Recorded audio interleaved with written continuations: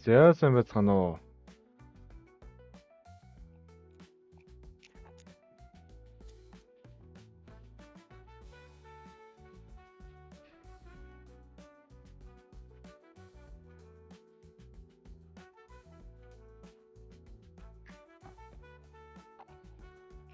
Yeah.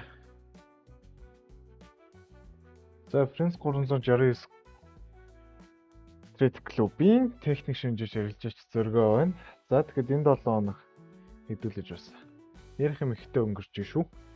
За одоо хэдүүлэн өнөөдөр чи яах вэ? Хамгийн эхлээд энэ 7 хоногийн мэдээнүүдийг авахуулаад ерөнхийдөө бол юмудаа яриа явчин тийм ээ.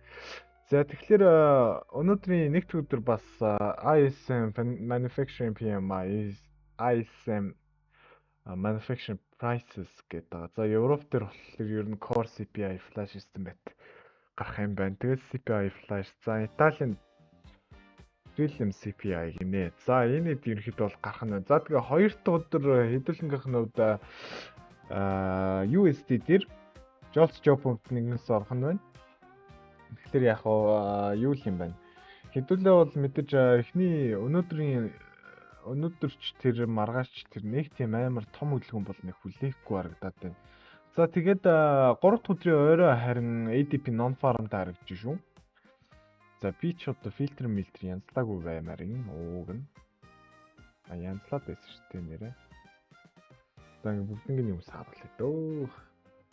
За тэгээ ямар ч байсан 3 дахь өдөр хэдүүлээ ADP non-farm time байна. За тэгээ Final Service PMI, за тэгээ SM Service PMI. Тэгээ мэдээж оройн crude oil-ийн мэдээтэй. За crude oil-ийн ерөнхийдөө бол өмнөх 7 хоногоос эхлүүлээд өссөн байгаа даа. Энэ асуудал дээр бас их юм ярина. За 4 дахь өдөр GBP, за pound дээр гэсэн үг шүү дээ, тий. Bow Monetary Policy Report, Monetary Policy Summary. За ерөнхийдөө бол энэ мэдээ бол нэг тийм байх нь байна. За тэгээд MPC Official Bank Rate өвчс гэнэ пүү. Official Bank Rate. За.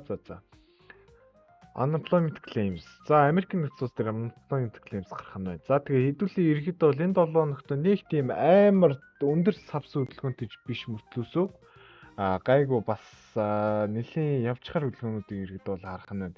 За тэгээд average hourly earning, non-farm employment change, unemployment rate. За.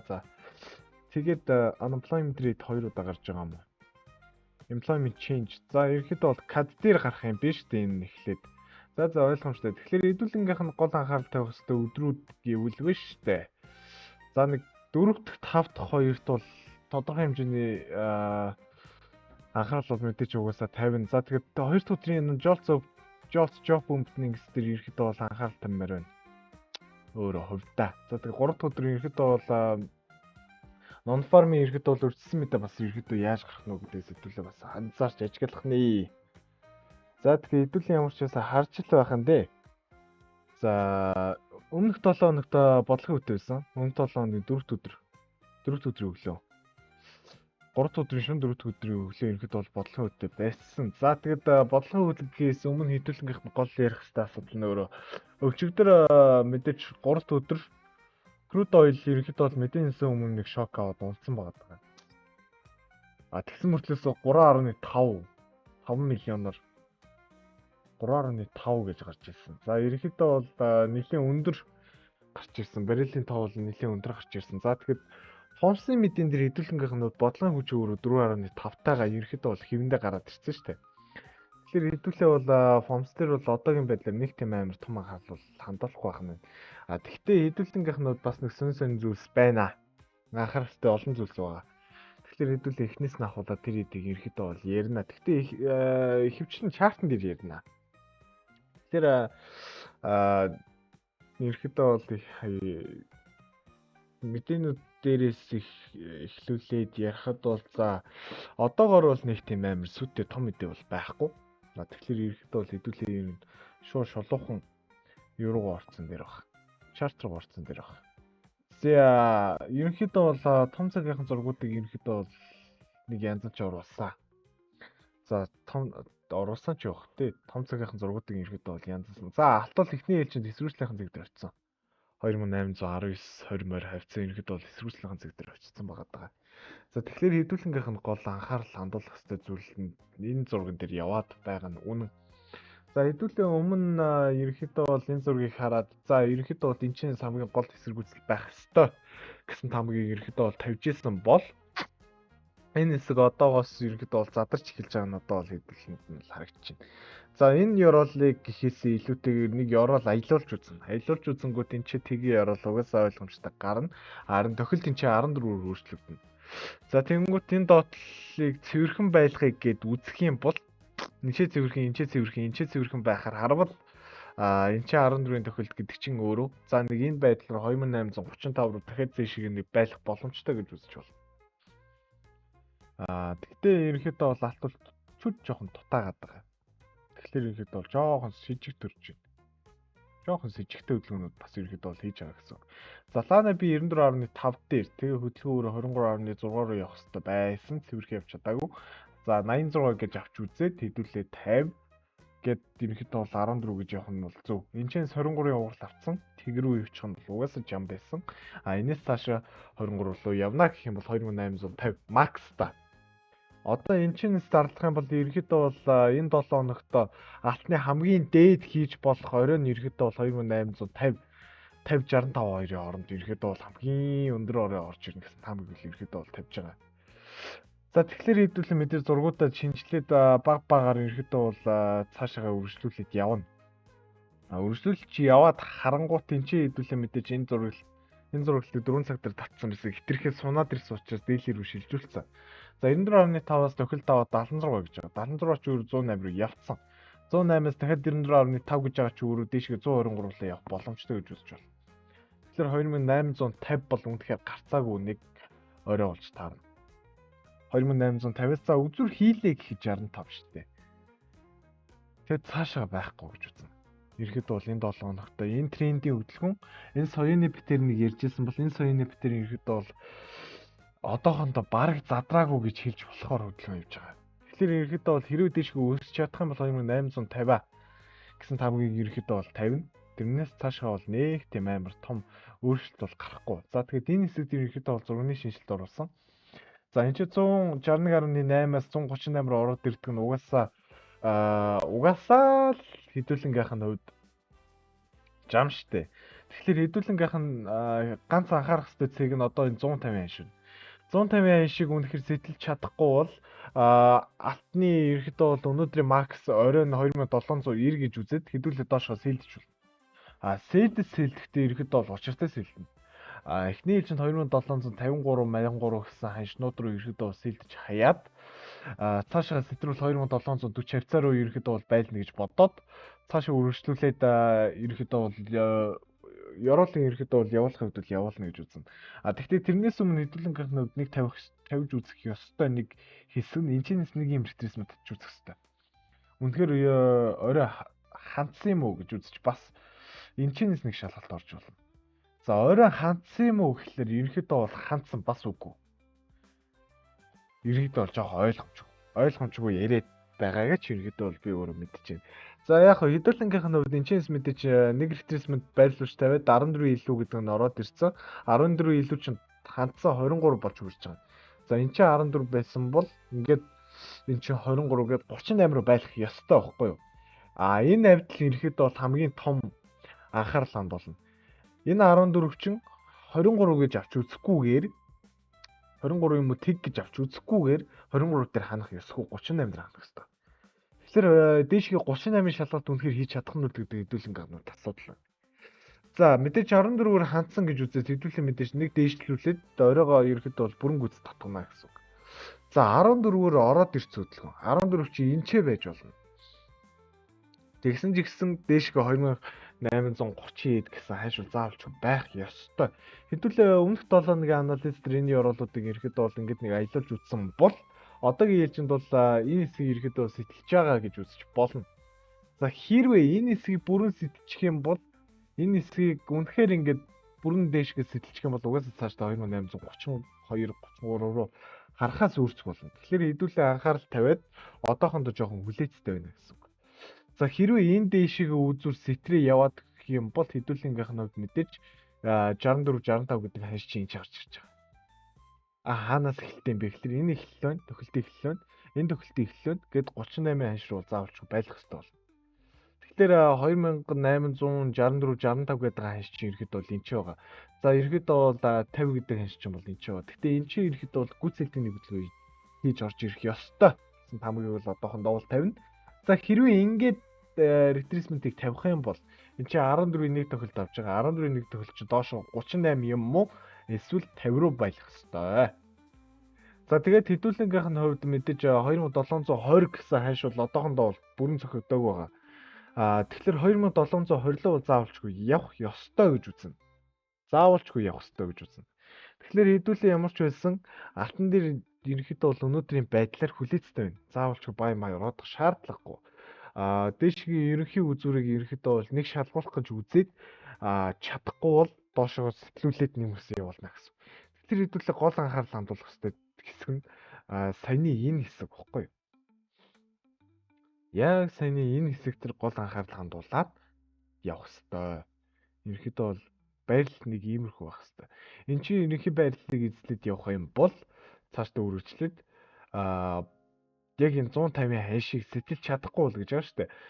Энэ бол ингээд сэтэлж чадахгүй бол энэ цаашдаа ингээд пад гэдэг тохилдоо аваад өгөн унах ёстой гэсэн тамиг хэдүүлээ угаасаа тавина. Тэгэхээр хэдүүлээ алтан дээр ерөнхийдөө бол одоо нэг задрах хэсэг ороод ирсэн байгаа гэдгийг хэдүүлээ анхаарад ерөнхий байдал дээр бол анхаарал заавалчгүй тавина. За би энэ ч заавалчгүй нэг юу тавих хэвээр. Заавалчгүй нэг ретрисмент энэ чинь саяныхан байрлалаар энэ өсөлтөөс ийшиг нэг тавих хэвээр. За тэгэхээр энэ тгийн хэсэг за сэтэрлээл бол паг гэж ороод ирэх боломжтой. Тэгэхээр хамгийн баг доотлын ханалтын хэншиг макста 2708 орчим гэж баг харж болохоор хэрвээ энэ чэнэс унж чадвал энэ чэнэс унж чадах юм бол эхний ээлжинд 23 гээд 14 гэж орж ирээд тэг 38-ыг гүйцэлнэ хийх боломжтой гэж хэдүүлээ үзэж болно. Эсвэл шууд 38 гүйцээж боломжтой гэж авч үзэж болно. За хэрвээ энэ чи 38 гэж авч үзэх юм бол энэ чи 2720 чи ханш угаасаа доор гарч ирнэ. Тэгэхээр хэдүүлээ анхааралтай байх нэ. За тэгээ дээлигийн ханшаараа хамгийн доотлолтой 2684 гэсэн ханш руу заагаад дээшиг нэг татах ёстой харж байгаа боловч энэ хэсэг ер нь жоохон апаасны. Тал таталтаа аваад 2720-с энэ хавцаанаас ерөнхий хэрэгтэй бай орж ирээд пак гэд яваад өгч магадгүй. Тэгэхээр хэдүүлээ доошоо заавалчгүй 2720-с 2000 за болио 2700 бас ерөнхийдөө нэг тийм амар доош хараад дими. Тэгэхээр хэдүүлэнгийнх нь гол анхаарал тавих хэрэгтэй зүйл нь ийм байгаа. За тэгээд 15 минут дээр 4-р 5 дахад бас их том хөдөлгөөн орж ирсэн. За ерөнхий том харуудыг би өөрөө хувьдаа бол тавьж байгаа. Маш том харуудыг бол энэ өөрт хувьдаа бол тавьж байгаа. За 2000 солиорч байна. 2025 оны 1 сарын 28-нд. За 28-ны хийсэн евро 14-ийн дуталттай байсан гэж үзээд энэ дэшигээ 300 пип явсан.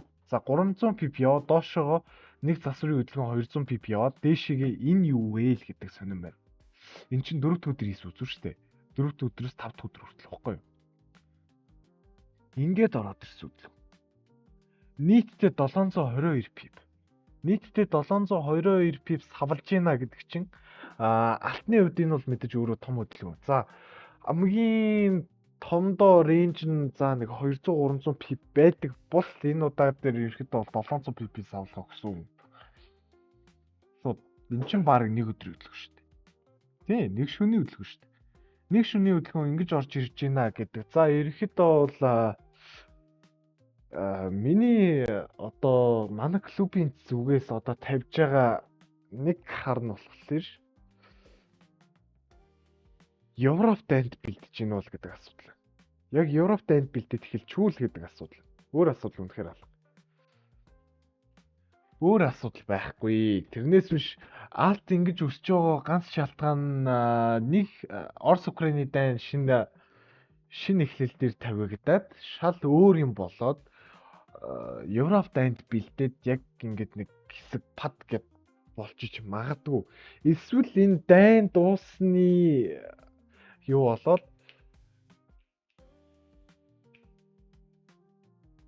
Эсвэл энэ дайн дуусны шалтгаан болоод нэг бол нэг том шок аваад доошгоо үнэхээр өөрчлөлтөд унах боломжтой болж магадгүй.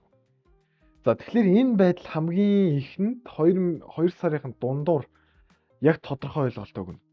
Тэгэхээр хэдүүлээ 2 сарын дунд хүртэл алтан дээр ерөнхийдөө бол нэг тийм амар том арилжаа шийдэлгүйгээр жоохон анхааралтай ажигтай байгаад эдийн засгийн нөхцөл байдлыг ерөнхийдөө бол жоохон харахгүй бол хэдүүлэнгийнх нь том асуудал үүсч болох байц. Яг болох үз. Мэдээж хэрвээ ийм тийм том хөдөлгөөнүүд савагдаад эхэлвэл нэг бол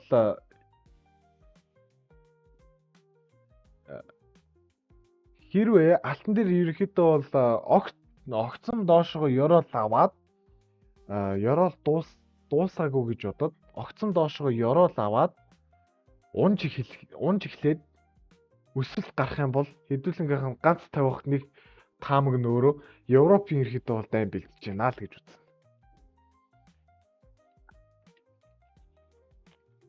Өөр юм байхгүй.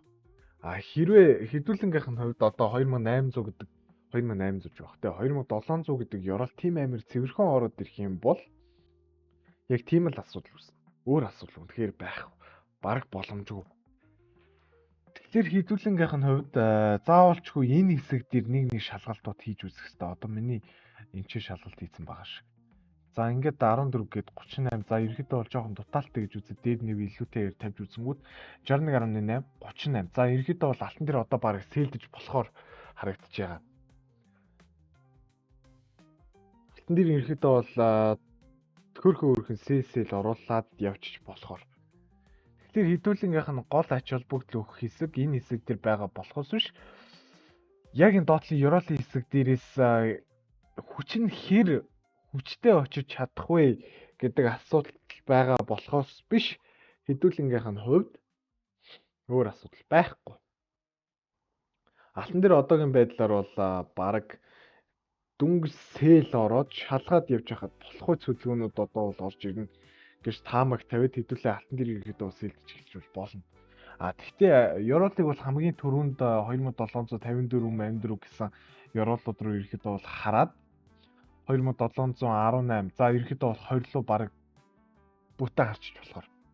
Тэгэхээр хэдүүлээ ямар ч байсан алтан дээр бол сэлдэж жоохон хүлээсэн дээр баг.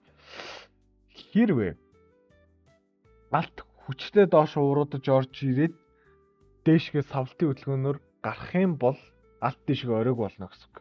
Алт дээшгээ яг хэд рүү үснэ гэх нь тодорхойгүй.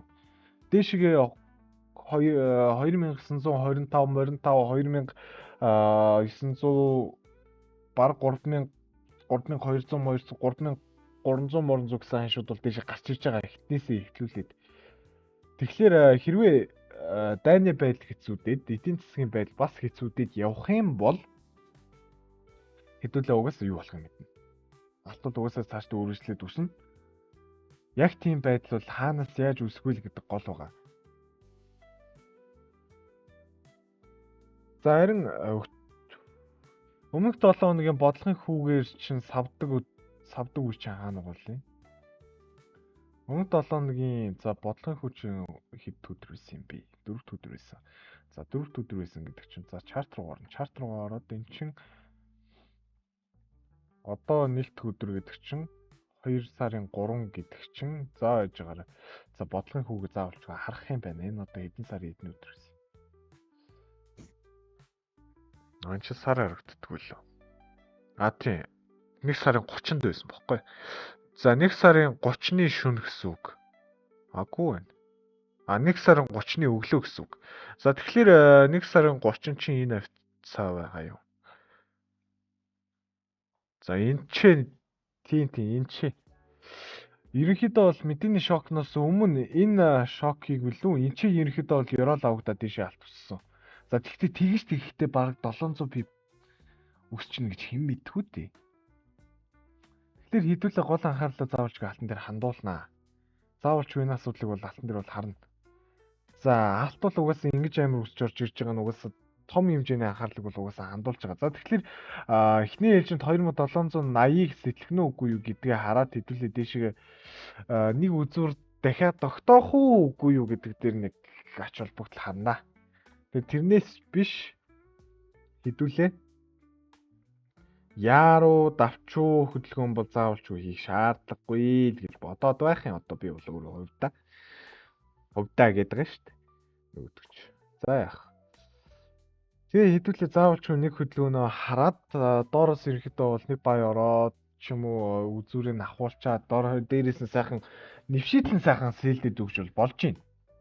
Дээшигээ ирэхдээ бол явах юм бол хэдүүлээ энэ чинээс нэг заавалчгүй юу гаргаж ирэх хэвээр. Заавж нэг ханш гаргаж ирэх хэвээр.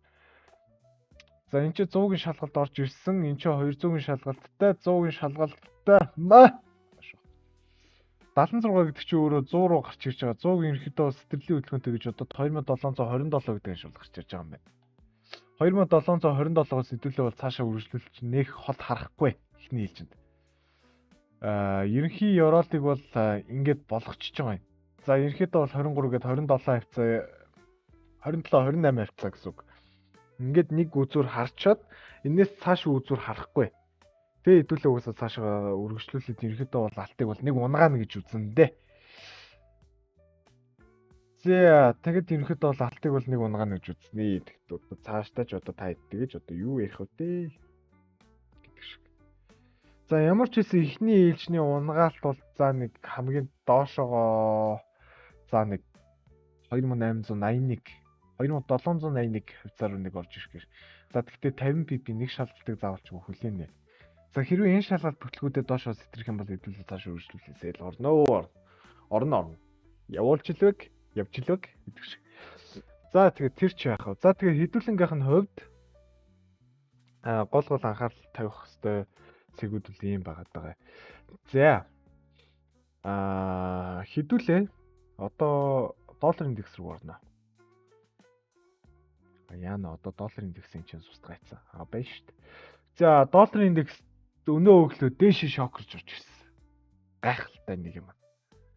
Дээш шокерж орж ирнэ. За одоо манай нөгөөдөг чи одоо ингээ гап мапа нөхөх гэж өстой чи гаална да. За ямар ч үсэн еврол руу бол ирсэн. Энэ чинь 123 еврол. 123 еврол ерөөдөө бол дээшгээ 176 руу явах баха гэж хараад байсан. Ерөөдөө бол очиж байна.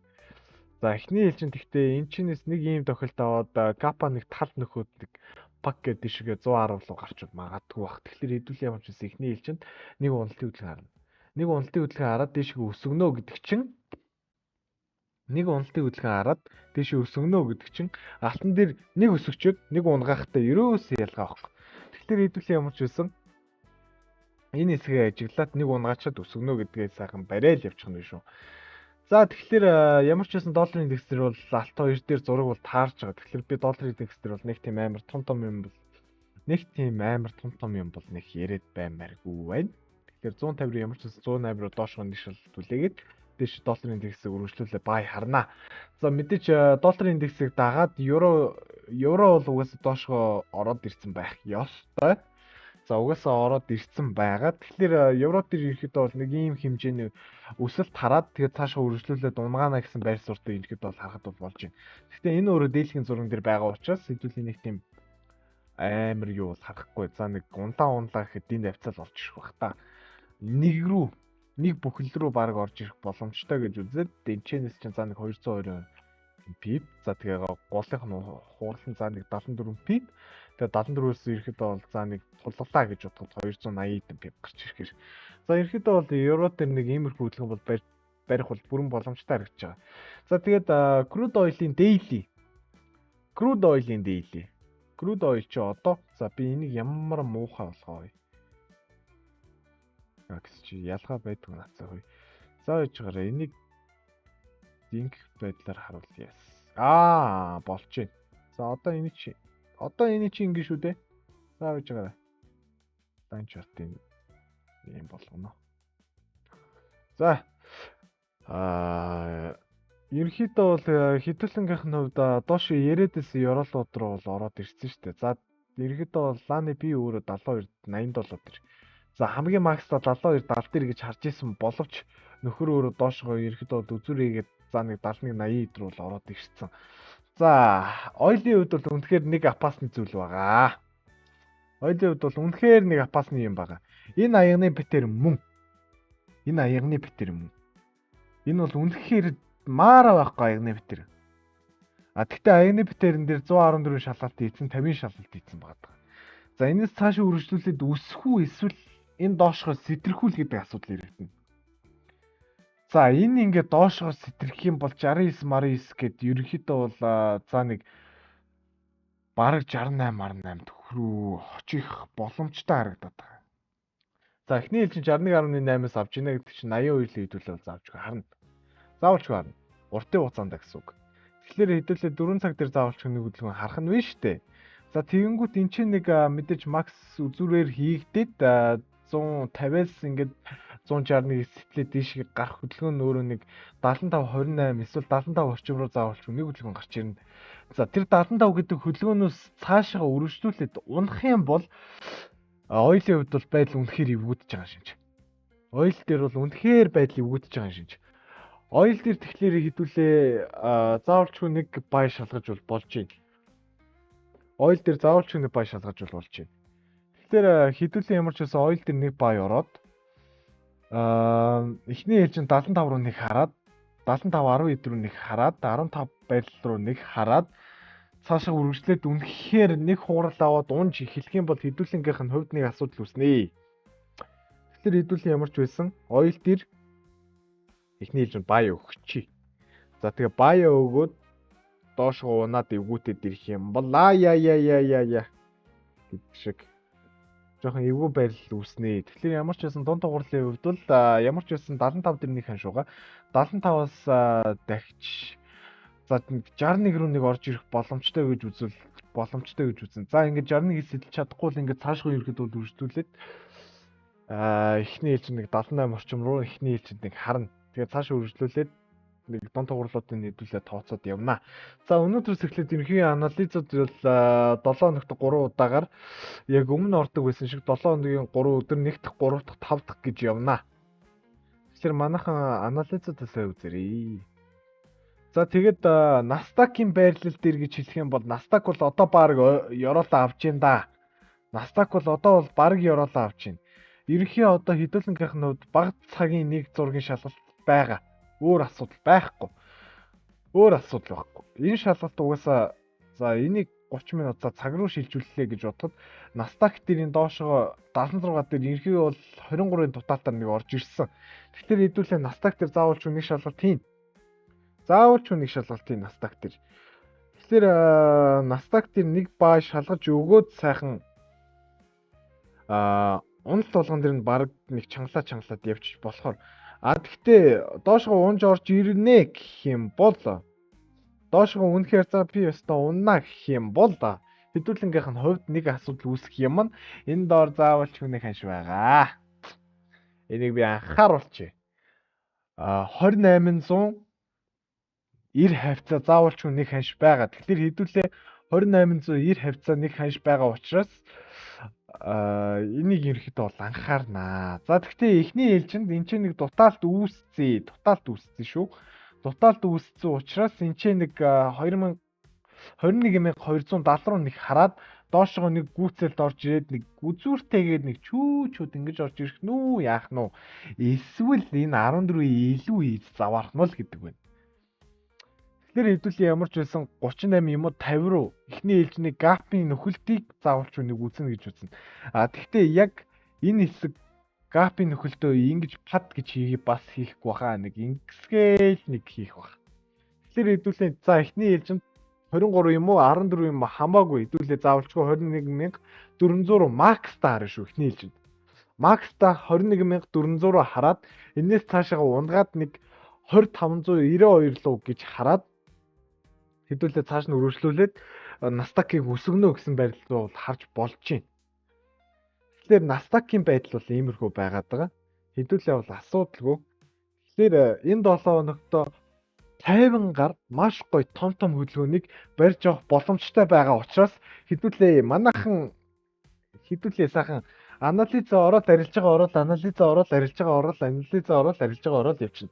Тэгэхээр хэдүүлээ ерөнхийдөө бол асуудалгүй. За тэгэхээр манайхан ерөнхийдөө бол анхааралтай байгаарэ.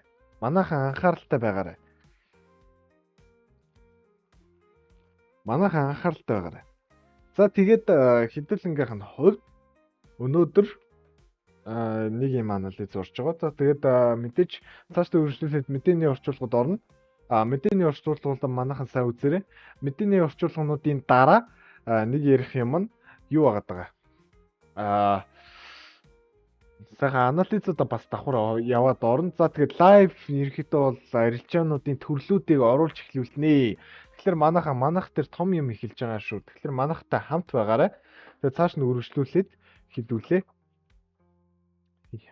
Гайхалтай олон юм хийж бүтээхин төлөө явнаа. За, шинэ 7 хоног шинэ эхлээд 1 сар болчихлоо. 2 сар явчлаа. За тэгэхээр хэдүүлээ бол ингээд энэ ондоо сайхан амжилттай үр бүтээл өгөөж өндөртэй байна гэж сайхан өрөөч. За тэгээд энэ 7 хоногийнхаа ярилцаанд амжилт хүсье манайхан. Техник шинжээч ярилцаач зөргөө ойлаа. Тэгээд энэ 7 хоногийнхаа ярилцаанд амжилт хүсье. Манайхан баяртай.